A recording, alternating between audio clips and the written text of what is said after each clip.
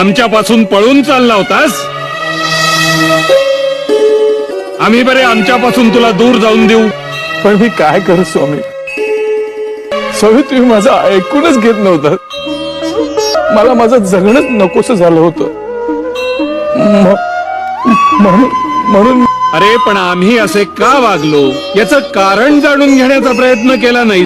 आम्ही दिलेल्या प्रत्येक नकारानंतर तुला जो त्रास होत होता ना, त्यामुळे तुझ्या पापाचा हळूहळू क्षय होत होता. आम्ही होकार देऊन तुझं जे भलं झालं असतं, त्यापेक्षाही आमच्या नकारामुळे तुझं जास्त भलं झालं.